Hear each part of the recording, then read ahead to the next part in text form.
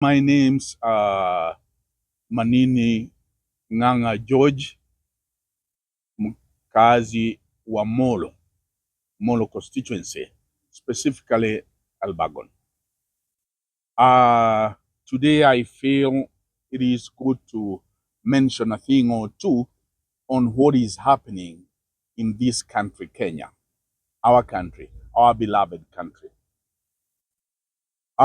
We have been given a political agenda, and this political agenda has been set by an individual. And this political agenda has been going on for the last couple of years. And this agenda comes in tidbits, and every other day we have an agenda, if not a sub-agenda, that we are discussing, we are hotly contesting. And after that, when that is done and dusted, then another one is set immediately to succeed this agenda that has just closed. Consequently, it appears as if Kenya has been on a roller coaster, a political roller coaster. And if you look at the latest happenings, like the well-orchestrated political impeachment of a deputy president in Kenya, who was in the ballot with the president, meaning he too was elected by the people. This deputy president has finally been impeached. And the government that has impeached him is the same government he fought tooth and nail for its formation. And he risked everything for the formation of that government. The same government has now not only alienated him, but it has finally impeached him. And apparently is being pushed outside the political circle of this country. This same government is so courageous that it has now risked its own political limbs by going headlong into this impeachment, and this impeachment is couched in divisions, regional divisions. The impeachment was carried out as a major priority, whereby his friends were used to isolate him and to throw mud at him, drag his character and name through the mud, risking the loss of 47% of the total votes that formed the current government in 2022. Well, we can say, as the French do, the French say,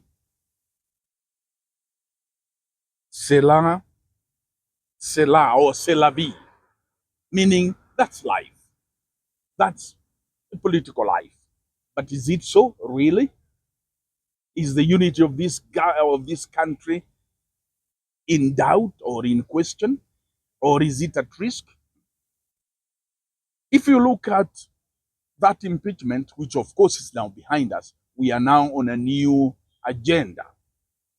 You will find that it was well calculated, such that even the appeal and the other cases that the impeached deputy president had taken to court have all been given a new date, late January 2025, making the whole thing irrelevant in the sense that it has been overtaken by time and it has been taken by events. And when one looks at what is happening in this roller coaster, you remember some things that you have heard in passing. For instance, we have had other things. Mambo bado. Mambo bado. We have had niliwawarn. Ni upanga niliopewa, sio wa kukatakata mboga.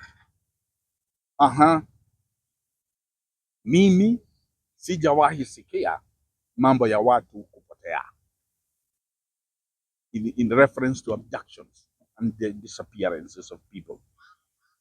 We go ahead and see and look at the coronation of the current selected deputy president.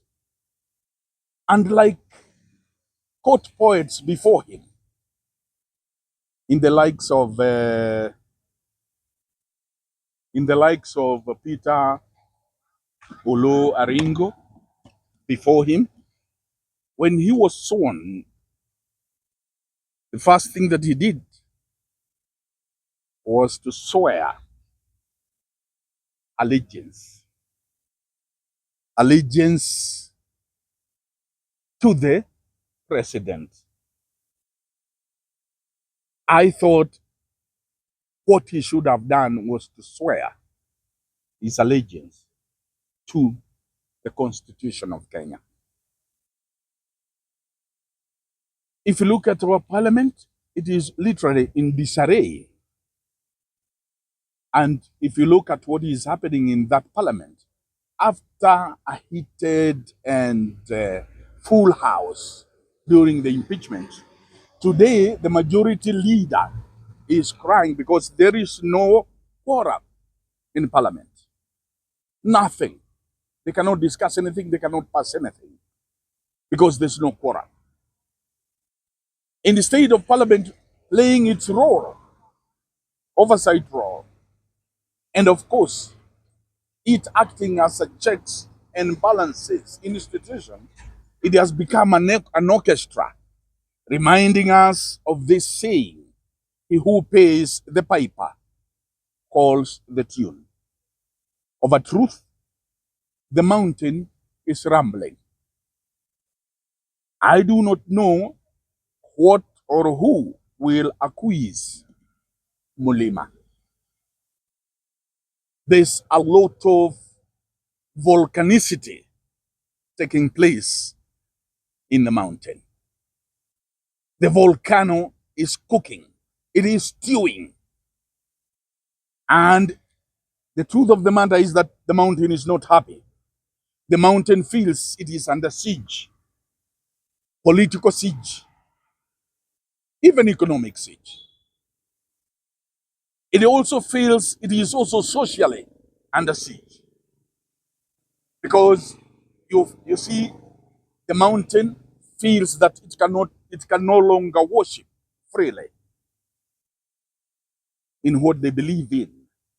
They cannot gather and sing their songs. They cannot gather and dance their dances freely.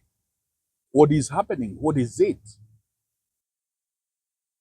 If you look at the demolitions that took place along Nairobi River, along Madari River, the demolitions were done ostensibly because the buildings were on riparian land.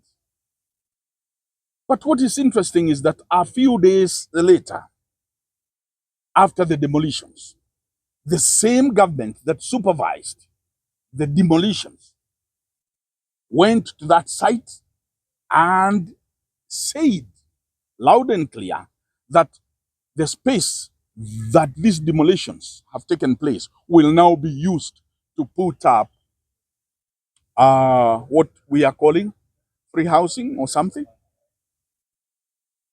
How do you demolish houses or buildings to replace them with other buildings? You replace the private demolished buildings and replace them with government, so-called government buildings to accommodate people. If you look at who supervised the demolitions, wasn't the Ministry of Interior involved? Who was in charge of the Ministry of Interior at that time? Ah, one asks this question.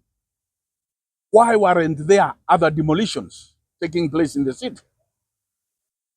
In places like Kangemi, where previously we saw and witnessed a city father allocate a riparian land, in actual fact, a dam area, to his people to put up houses. But we have not seen these houses being demolished. Why? This dam was supplying fresh water to Nairobi. If you look at what is happening in the country, one feels that, or one gets an impression that this plane, this passenger plane, is on autopilot. And actually, the pilot has left the cockpit and is now at the back, talking or chit-chatting with and entertaining the passengers. As I said earlier, the French would say this: "Qui sera, sera." Whatever will be, will be. And you look at the government responding to disappearances and abductions. The IG, Mr. Kanja, says he doesn't know who is abducting who in this country. Meaning there is a phantom grouping that is roaming this country, Kenya, abducting and secretly keeping Kenyans unseen, incommunicado. This phantom grouping is unknown. The evil abductors and killers are known. I would pray and humbly ask Kanja to speedily investigate and arrest this fear-instilling phantom grouping so that we eventually get to know who they are and how many actually in number they have abducted and killed. Kanja says during the demonstrations or later, 485 police officers were injured, of course, assumedly by the demonstrators. And 347 civilians were injured. But we are not told how many were killed or dead among that number. And how did they meet their deaths? If we come to the mountain, as I said earlier, there is rumblings. People are groping in the dark. There are voices that let's form a political party. That is, the impeached deputy president ought to form a political party. I would feel strongly that he shouldn't form that political party because we already have about 33 or 34 political parties in and around the mountain. He should join one of those parties such that at the end of it, those same parties can form a coalition of the willing. If he does form a political party on his own, another political party, it will simply flow into this grand plan of further dividing the mountain.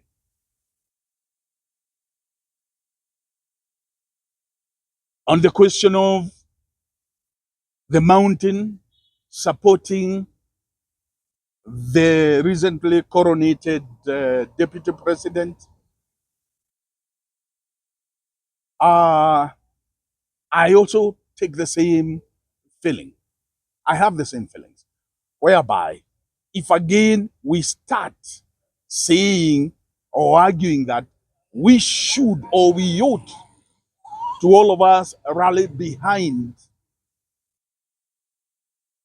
the recently coronated deputy president, simply because he's coming from the mountain, we will simply be going into that trough to eat and drink from that trough that has already been made for us. And we would have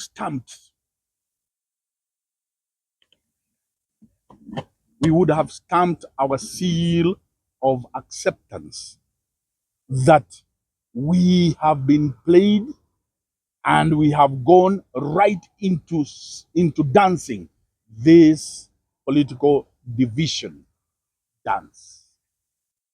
That's my feeling. That's my take.